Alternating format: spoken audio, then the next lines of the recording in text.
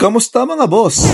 Nagpunta nga pala kami dito ni Boss Madam sa Aesthetic Beauty Lounge ni Kate Gluta. Dito nga yan sa Jeddah, Kingdom of Saudi Arabia. Kung taga dito ka nga, baka ito na ang lugar na hinahanap mo. Nice. Tara, panoorin nga natin kung ano yung pinagawa ni Boss Madam. Enjoy!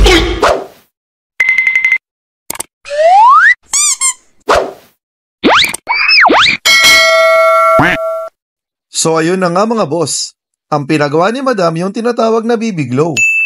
Ito yung treatment na nag-i-stimulate sa skin rejuvenation at collagen production. Dahil na sunburn nga yung mukha ni Boss Madam nung huli naming bakasyon, kaya ito yung napili niyang treatment. Nice. Ina-advise ko nga na kung ganito yung plano niyong ipagawa, wag na lang kayong maglagay ng kahit ano sa mukha niyo. Kasi lilinisin lang din naman yan. Ito na nga yung start ng process mga boss. Nilagay na si Boss Madam nung cream. Tapos, yung next step, ginamitan na siya ng microneedling.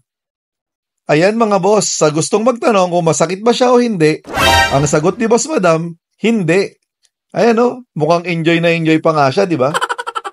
Mga 5 to 10 minutes din, yung ginawang microneedling dyan kay Boss Madam. Tapos mga boss, kasama dun sa package yung lip rejuvenating. Wow! Ayan, sinisimula na nga dito yung process. Makikita nyo nga dito si Boss Madam. Tiis ganda lang. Focus lang sa goal. Mukhang nakatulog na nga yata dito. Ito na nga yung last step mga boss. Nilagyan si Boss Madam ng mask sa muka. Tapos hindi ko alam kasi yung tawag dyan. No! Basta pinailawan siya parang manok na 45 days. Ito na nga yung final result. Babalik pa nga kami after 2 weeks. Siyempre, kailangan ma-achieve ni Boss Madam yung goal niya na glow. Para sa mga gusto magpa-appointment, ilalagay ko sa comment section yung account niya para ma-PM nyo siya. Pasalamat na tayo kay Miss Kate. Nice. Salamat din sa inyo mga boss. Bye-bye!